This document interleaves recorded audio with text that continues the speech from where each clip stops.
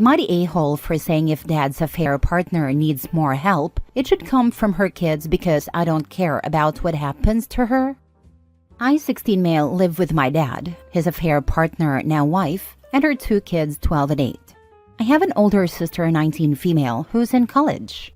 What happened is that 4 years ago, my parents divorced because my mom, my sister, and I found out my dad was cheating. The affair partner's husband also found out about the affair. My mom and the affair partner's husband divorced their spouses, which left my dad and his affair partner to get married. The affair partner's ex stopped seeing the kids after he found out about the affair. And it's not because they are my dad's. They can't be, since the kids are a different race just like their dad. My sister and I turned our backs on my dad after we found out about the affair. Dad had been a good dad before the affair, but he stopped spending time with us and was always busy with work or in therapy outside of work instead of focusing on us. We later found out why. My mom got primary custody of us, and that was a huge relief.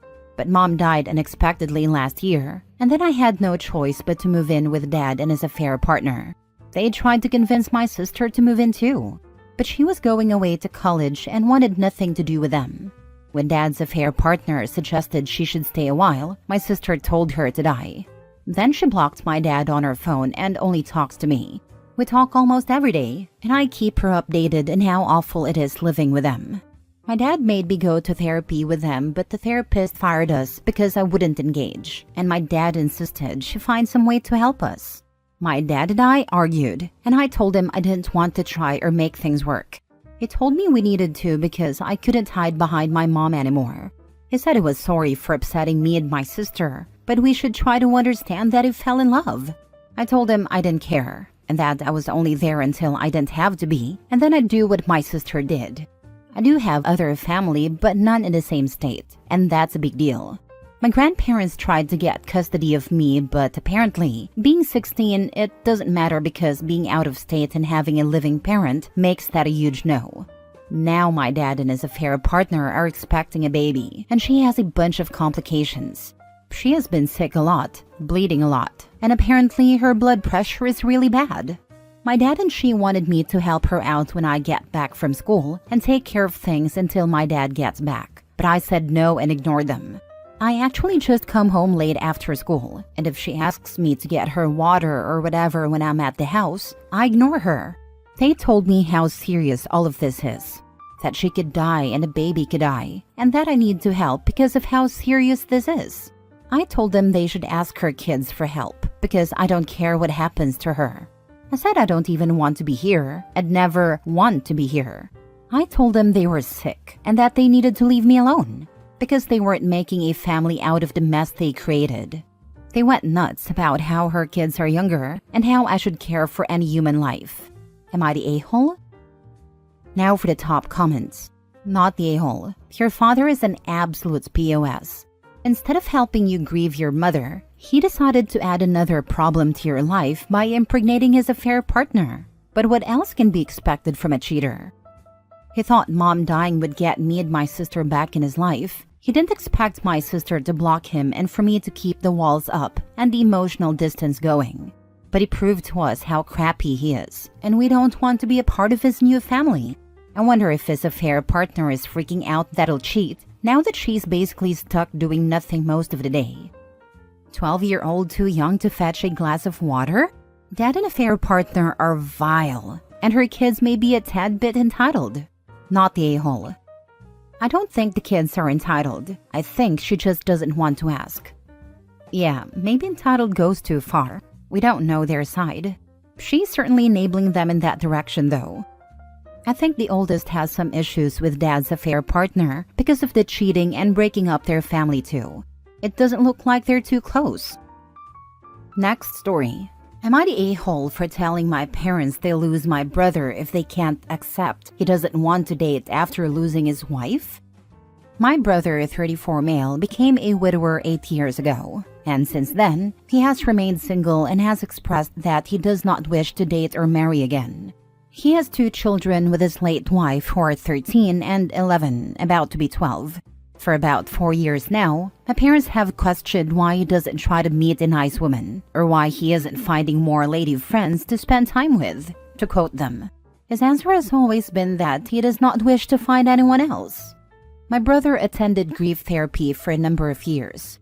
My parents refused to believe it did what it was meant to, because if it had, he'd be remarried long before now, and that's their stance. For a while now, they have been pushier about the topic. They have expressed to him that he should have looked to give the kids a mother figure far sooner.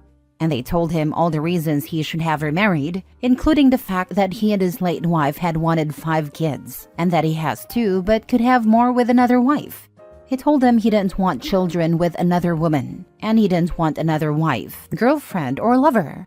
They have pleaded with him to at least date, whether one woman or multiple women, but to have a romantic life again. I'm in my brother's corner, and I told our parents they needed to leave it alone. He's an adult who is perfectly capable of making his own decisions. They said he's not doing what's best for him and that I shouldn't be supporting him and martyring himself for the rest of his life. They believe it's unhealthy to commit to only loving one person when they died so young. They said he has so much life left, and it's ruined the chances for the kids to have a second mom. But he could still grow his family and find another love. I told them they could want that for him. They could wish it, but they could not force it. I told them they need to respect him enough as an adult to accept his choice, even if they don't like it. And I reminded them that things could change in the future, but it wouldn't be right to force it and could cause more pain for him and a partner. After a particularly nasty fight when they pushed him, he said it'd be taking some time and that he didn't want to hear from them unless it was an apology. Once my brother was gone, I told our parents they were pushing him away. They started to argue, but I didn't let them finish. I told them I know they love my brother and that they want what they think is best for him, but he disagrees about what's best for him. And I pointed out yet again that he's an adult. I said that if they keep pushing the topic, they will lose him. He will pull away forever, and he won't accept an apology or give them a second chance. He will shut the door and refuse to see them because they will not let it go. I told them that he tries to change the topic so it doesn't end in a fight, but they always bring it back. That he has tried walking away, but they follow. I told them the next logical step is that he'll stop speaking to them, and I asked them if that was really what they wanted. My parents said the way I framed things made it sound as though I wanted him to stop speaking to them. They said it sounded like I'd encourage it, and they said it doesn't allow for their love and concern for him being alone. Am I the a-hole? Good on you both for shutting down your parents. As much as they might mean well, their insistence that the kids need a mother sounds more like they're concerned about what other people think of the family dynamic, rather than what's actually best for them. If anything, having kids should make someone much more particular about who and when they start dating. Your brother shouldn't feel pressured to bring anyone into their lives just for the sake of it, even when he does feel ready, which could be soon or could be never. Not the a-hole. I don't think this is about concern over other people's opinions. At least they have never expressed anything close to that. They just feel the 3 of them would be happier if my brother had found someone and the kids had a mother figure in the home with them. That's what they believe would be better.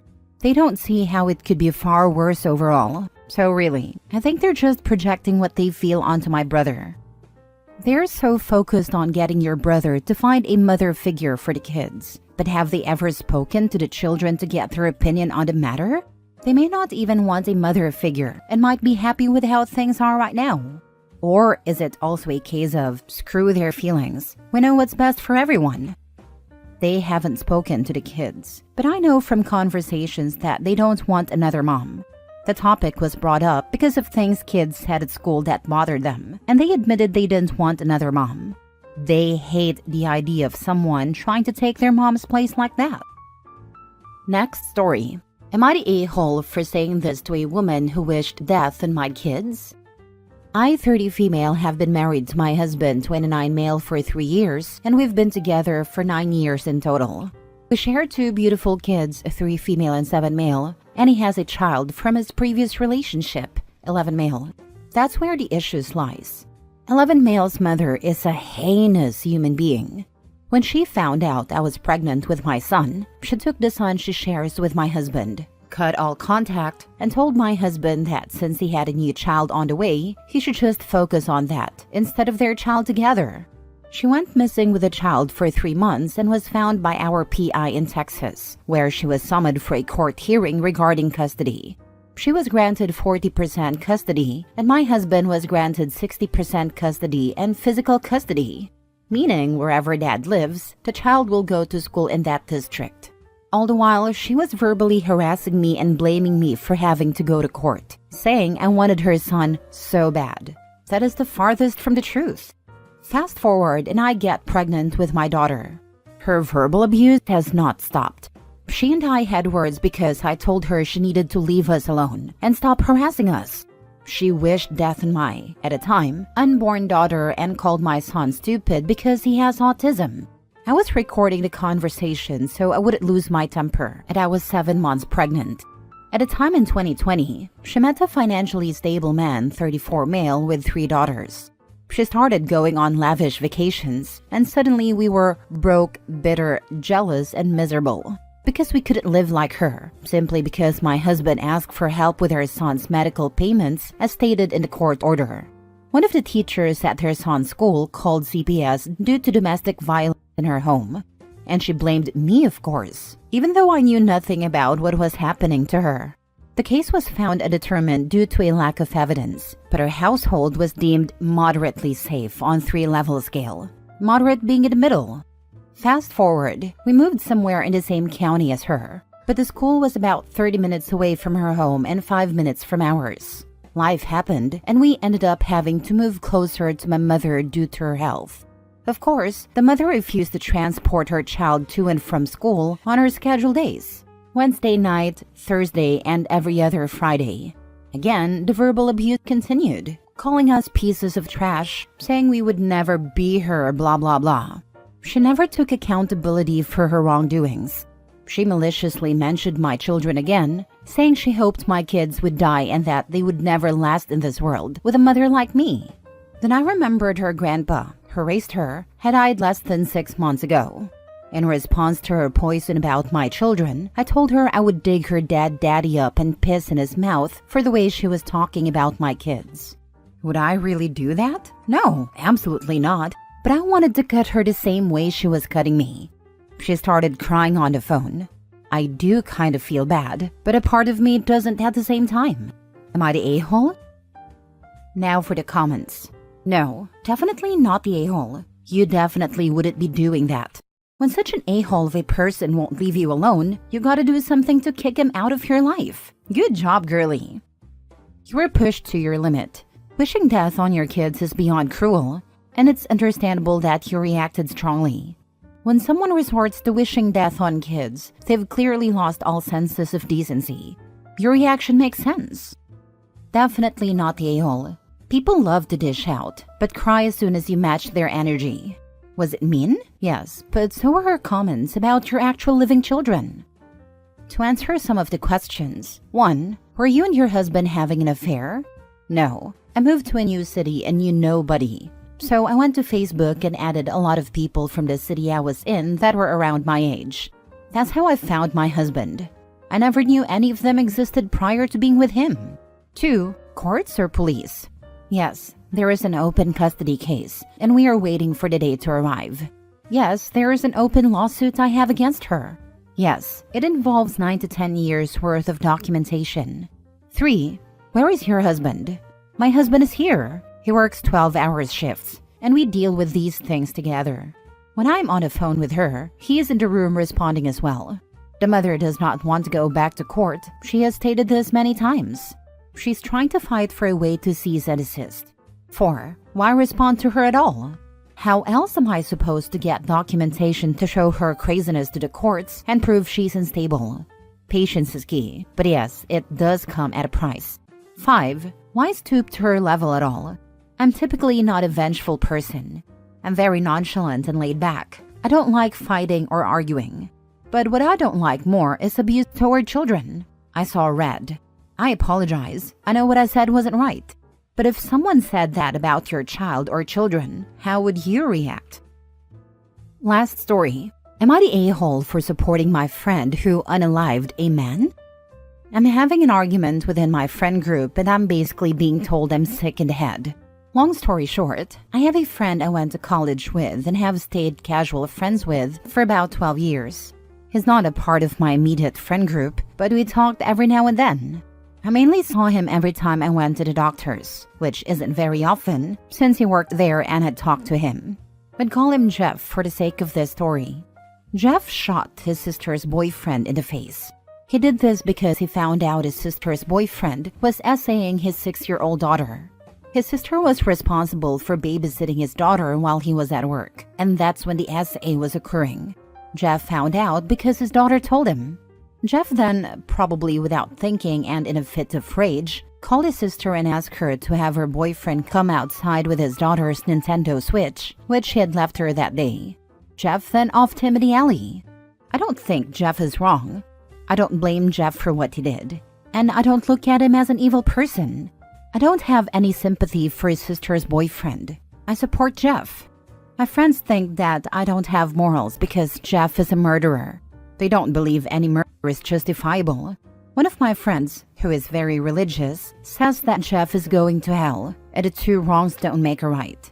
My argument is that Jeff and his daughter are the victims here, and that while murder is wrong, Jeff did what a lot of fathers, and mothers for that matter, would probably do in his shoes. My friends say I'm messed up for condoning it and supporting a murderer. 2 of my friends are on my side, but 6 aren't. Am I the a-hole? Edit. I should have included this. Jeff is 5 years into a 12-year sentence. There's no chance my friends would ever have to be around him, so it's not that they're scared I'm going to bring him around or anything. Kind of a shame Jeff is going to prison for taking out the trash, but I get it. Anyone who touches a child should be thrown into a wood chipper, not the a-hole. I'm hoping he can get out early.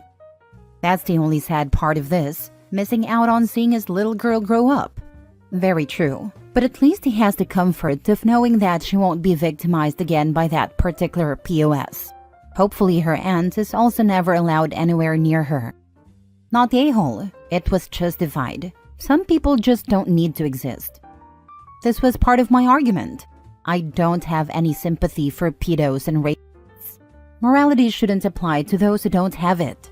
I have sympathy for Jeff and his daughter. Not the a-hole. Jeff did what most parents would do in a blind rage after finding out something so horrific. While murder is legally and morally wrong, it's hard to call someone a monster for protecting their child in such an extreme situation. Your friends are focused on the letter of morality, but you're acknowledging the human instinct for justice and protection. 2 very different perspectives. That's what I think too. Like, I don't blame him at all for what he did. I can't really argue with my religious friend because I'm not religious.